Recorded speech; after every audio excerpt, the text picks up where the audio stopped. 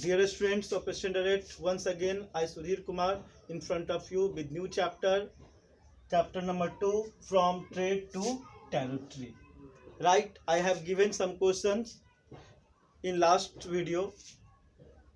I think you have completed it.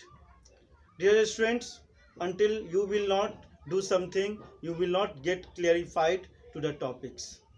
Right? So whatever instructions will you given, you must follow.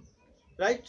So dear students, since earlier videos were just introduction video of the first chapter, but now it's very important second chapter, trade to territory, and how the beginning of modern period in India.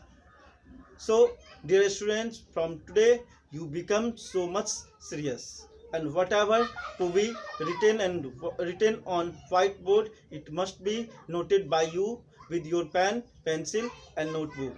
And I think you are just right now with your equipments, right? Dear students, how the traveling of from trade to territory happened, right?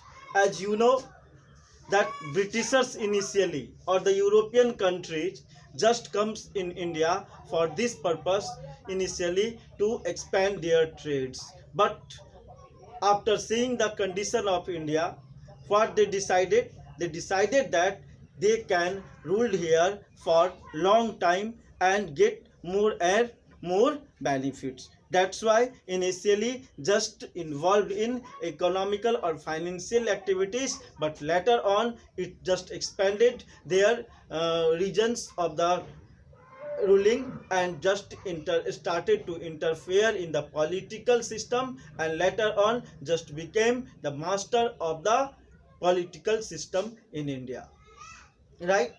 So students, you have to understand very clearly, right? As you know, India was a bird of the golden, means having a adequate quantity of resources here.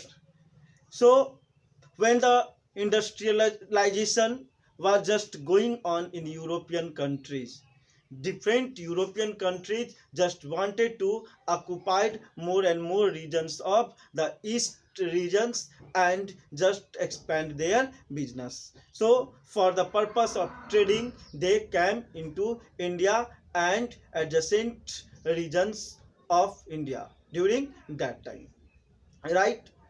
Now in this chapter, from very minutely, you have to understand each and every content, as how India just became the colony of the Britishers, right? So dear students, it is clear here that firstly you should understand the climate or environment here, right?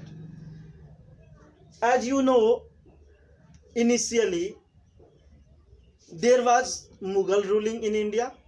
The different regions of the country was just ruled by different Mughal rulers, and perhaps the Aurangzeb was the most powerful ruler, and after Aurangzeb there was not any such powerful ruler who can rule here and who can occupy and do a uniform administration of different regions of during that time India, right?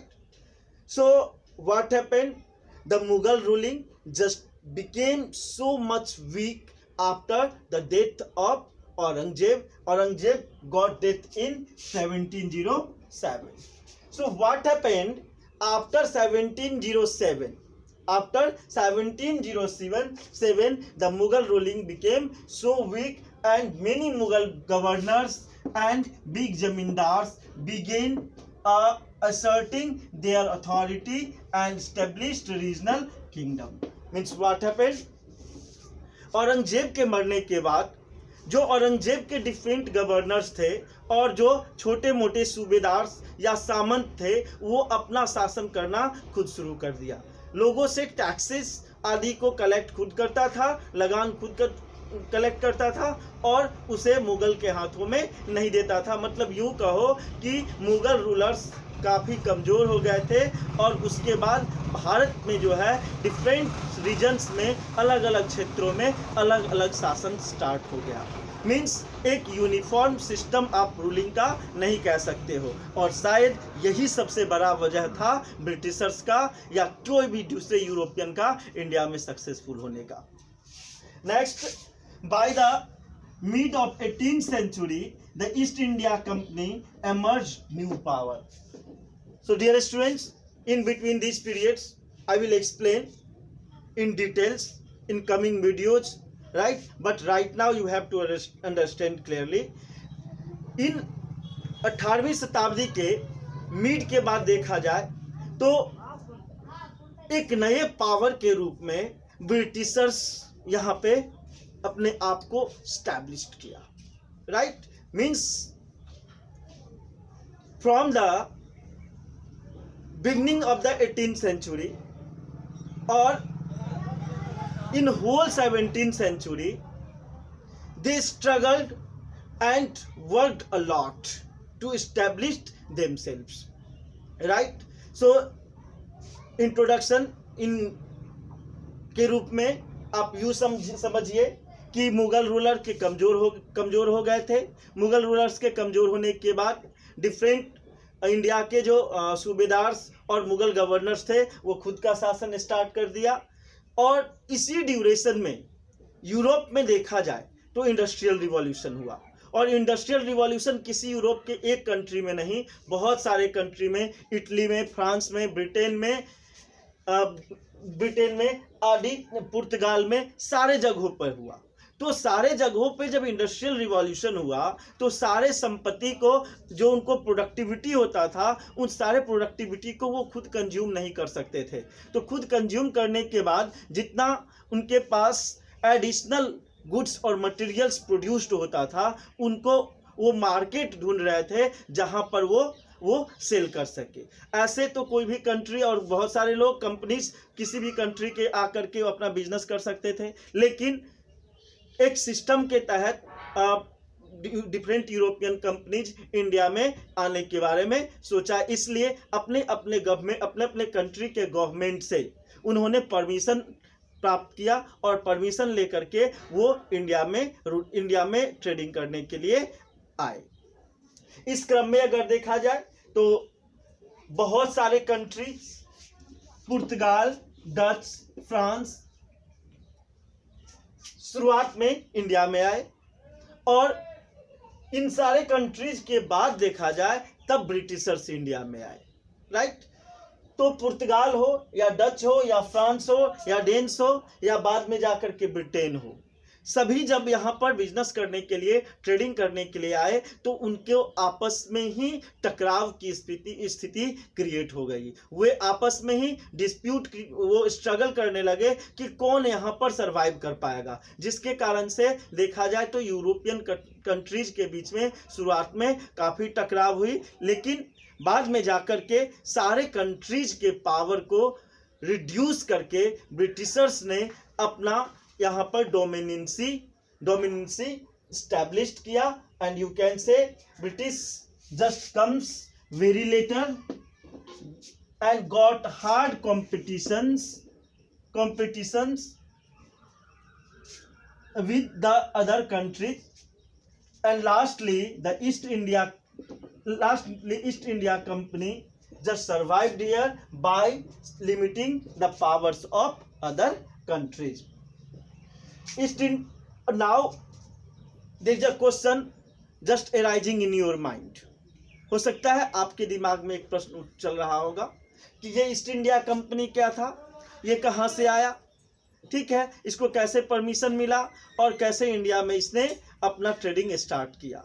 तो my dear students, East India Company पहली बार 1600 में वहाँ England की महारानी queen Elizabeth से permission लेने के लिए गए, मीन्स परमिशन ग्रांट कराने के लिए गए कि उन्हें परमिशन दिया जाए और जिससे कि वो ईस्ट में जा कर के अपना वो बिजनेस को एक्सपेंड करें, ट्रेडिंग को कर पाए। और 1600 में क्वीन एलिजाबेथ वन ने ईस्ट इंडिया कंपनी को ईस्ट में ट्रेडिंग करने के लिए परमिशन ग्रांट कर दिया। उसके बाद इंडिया में वो आए और यहाँ पे ट्रेडिंग स्टार्ट किए, यहाँ के रूलर्स के परमिशन लेने के बाद।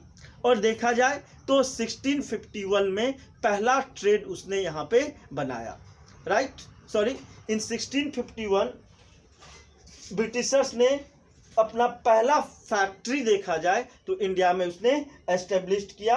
और 1696 में देखा जाए तो उसने पहला अपना फोर्ट यहाँ पे बनाया। ये सारी डिटेल्स हम आपको अगले वीडियो में बताएंगे। तो मेरे प्यारे बच्चों, ज़्यादा पूरी इंटरेस्ट के साथ इस चैप्टर को समझने का कोशिश कीजिए।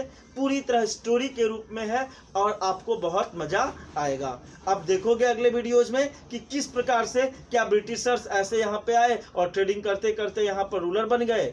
तो बहुत ज़्यादा स्ट्रगल करना पड़ा ब्रिटिशर्स को, तब जा कर के ब्रिटिशर्स यहाँ पर ऑक्युपाइड कर पाया। तो अगले वीडियो में हम फिर से आएंगे और इसके आगे आपको बताएंगे how east India company comes in east and acquired their trading and how they expanded in political sector. So thanks, have a nice day, and we will come again in next video. But don't forget to like and subscribe Patliputra Central School Parvatta channel. Thank you.